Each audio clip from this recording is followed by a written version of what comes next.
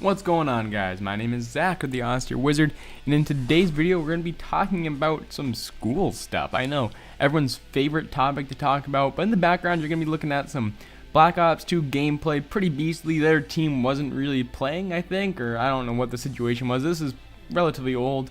Playing on the map from the recent and final DLC. Map's called Frost. If you want to learn more about the final Black Ops 2 DLC and all DLC regarding Black Ops 2, the link to the playlist is in the description, so definitely check it out. People really like those videos. I think you guys will too if you haven't seen them yet. So anyways, I just got back a little while ago, half day sort of at school, got out around 11 because we were taking the PSATs, the practice SATs. SATs, if you don't know, standardized tests for high school students. A lot of colleges use them in the application process and things like that. So for some of you, you might not know that. Maybe some of you guys haven't taken them yet, or maybe you did years ago. But anyways, that's what I was doing today. I was taking the PSATs. I'm just gonna talk about that for a little bit. It is like 3.5 hours, something like that. So it wasn't too bad. But it did take up a good chunk of time. But hey, it's better than classes, at least most of my classes, during the normal school day. But one thing I realized, I don't know why I didn't realize this before, because I've taken the PSATs before, pretty much everything you learn in school isn't on the PSATs.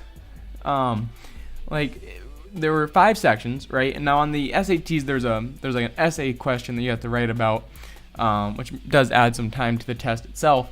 It makes it closer to 4 hours probably. But there was 2 sections of math, 2 sections of critical reading, and 1 writing section where you had to correct sentences and that sort of namby-pamby stuff. So I go through it, right, and afterwards I realized that's just 2 subjects. That is 2 subjects worth of information there. You have English and you have math.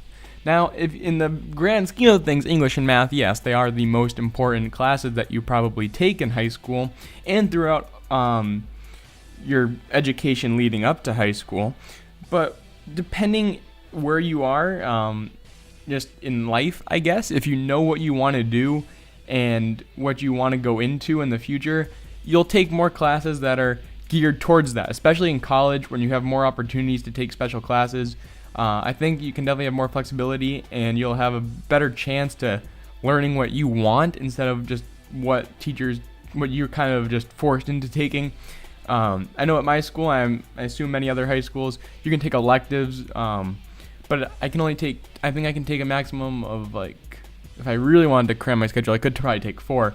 But this year I'm taking 2 electives. I'm taking practical law and film studies in the spring semester, which are both fairly easy. The film studies is kind of just a throwaway class.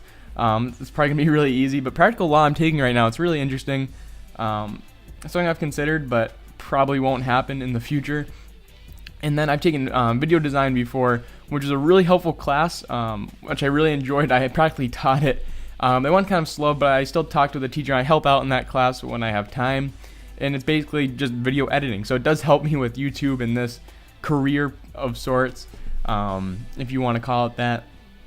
But everything else in school, from languages and science, and things of that nature, you're not really tested on those in a standardized format.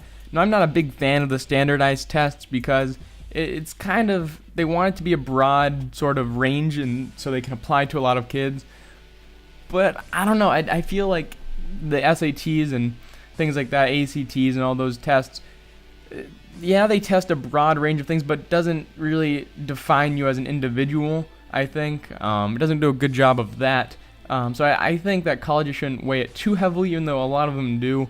But then again, some don't. Some colleges don't even require that you take the SATs. They don't even want to see your scores, because to them it doesn't matter.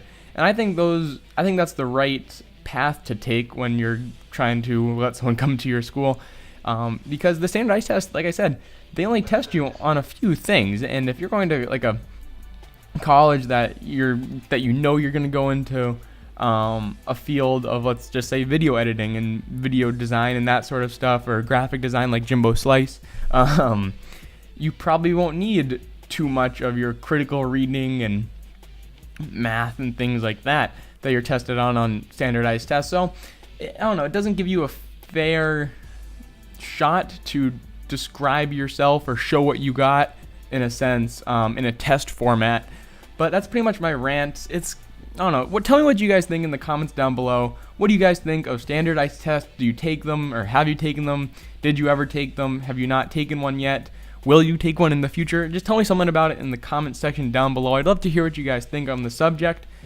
Make sure to leave a like rating on this video so I know you enjoyed it. And don't forget to subscribe. We're coming up on the big 600. That'll be a great milestone. I got a special announcement when we hit that. So only stay tuned for that coming soon, hopefully. I hope you enjoyed this video. And until next time, Wizard out.